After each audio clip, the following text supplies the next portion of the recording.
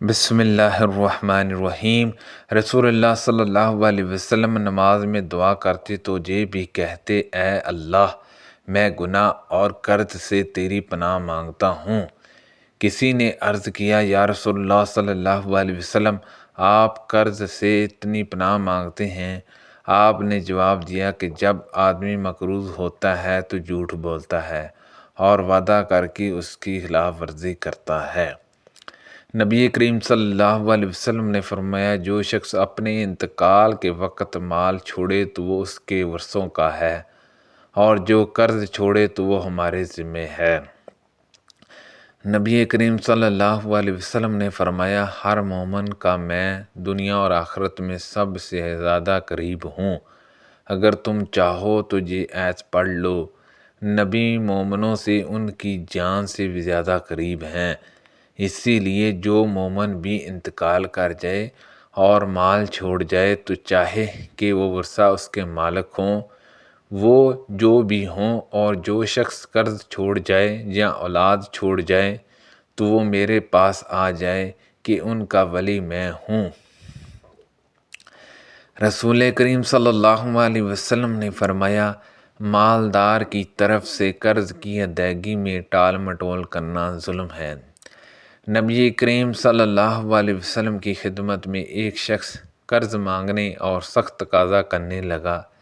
صحابہ رضی اللہ عنہما نے اس کی گوشمالی کرنی چاہی تو نبی کریم صلی اللہ علیہ وسلم نے فرمایا کہ اسے چھوڑ دو، حق دار ایسی باتیں کہہ سکتا ہے۔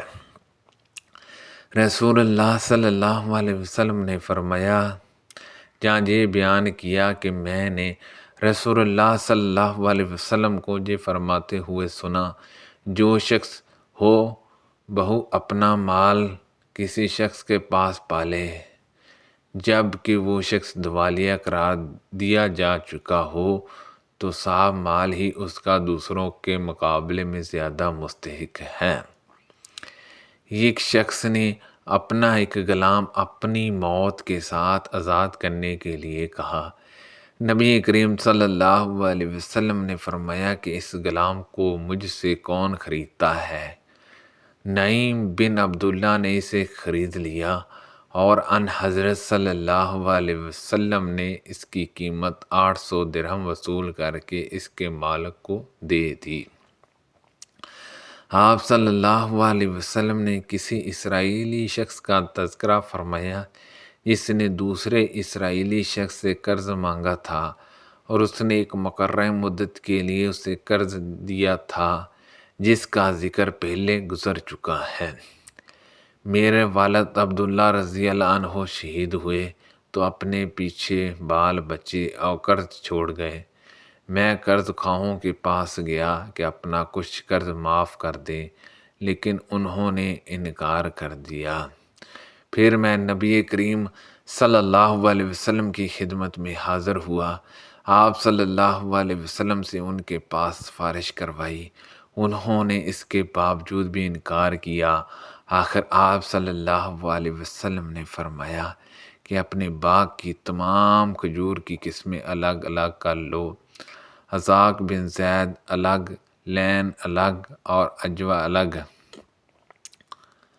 یہ سب عمدہ قسم کی کھجوروں کے نام ہیں۔ اس کے بعد قرض خواہوں کو بلاؤ اور میں بھی آؤں گا۔ چنانچہ میں نے ایسا ہی کر دیا۔ جب نبی کریم صلی اللہ علیہ وسلم تشریف لائے تو آپ صلی اللہ علیہ وسلم ان کے ڈیر پر بیٹھ گئے اور ہر قرض خواہ کے لیے معاف شروع کر دیا، یہاں تک کہ سب کا قرض پورا ہو گیا اور کھجور اسی طرح باقی بچی رہی جیسے پہلے تھی۔ سبحان اللہ عز و جل، گویا کسی نے اسے چھوا تک نہیں ہے۔ اور ایک مرتبہ میں نبی کریم صلی اللہ علیہ وسلم کے ساتھ ایک جہاد میں ایک اونٹ پر سوار ہو کر گیا۔ اونٹ تھک گیا، اس لیے میں لوگوں سے پیچھے رہ گیا۔ اتنے میں نبی کریم صلی اللہ علیہ وسلم نے اسے پیچھے سے مارا اور فرمایا کہ یہ اونٹ مجھے بیچ دو، مدینے تک اس پر سواری کی تمہیں اجازت ہے۔ پھر جب ہم مدینے سے قریب ہوئے تو میں نے نبی کریم صلی اللہ علیہ وسلم سے اجازت چاہی، عرض کیا کہ یا رسول اللہ صلی اللہ علیہ وسلم، میں نے ابھی نئی شادی کی ہے، آپ نے دریافت فرمایا کنواری سے کی ہے یا بیوہ سے؟ میں نے کہا کہ بیوہ سے۔ میرے والد عبداللہ رضی اللہ عنہ شہید ہوئے تو اپنے پیچھے کئی چھوٹی بچیاں چھوڑ گئے ہیں، اس لیے میں نے بیوہ سے کی تاکہ انہیں تعلیم دے اور ادب سکھاتی رہے۔ پھر آپ نے فرمایا اچھا اب اپنے گھر جاؤ، چنانچہ میں گھر گیا۔ میں نے جب اپنے ماموں سے اونٹ بیچنے کا ذکر کیا تو انہوں نے مجھے ملامت کی، اس لیے میں نے ان سے اونٹ کے تھک جانے اور نبی کریم صلی اللہ علیہ وسلم کے واقعہ کا بھی ذکر کیا اور آپ کے اونٹ کو مارنے کا بھی۔ جب نبی کریم صلی اللہ علیہ وسلم مدینہ پہنچے تو میں بھی صبح کے وقت اونٹ لے کر آپ کی خدمت میں حاضر ہوا۔ آپ نے مجھے اونٹ کی قیمت بھی دے دی اور وہ اونٹ بھی مجھ کو واپس بخش دیا اور قوم کے ساتھ میرا مال غنیمت کا حصہ بھی مجھ کو بخش دیا۔ سبحان اللہ عز و جل۔ اللہ پاک سے دعا ہے کہ اللہ پاک ان حدیثوں پر عمل کرنے کی توفیق عطا فرمائے۔ اللہ پاک ہم سب کو صحت و تندرستی عطا فرمائے، آمین، بجاہ النبی الامین صلی اللہ علیہ وسلم۔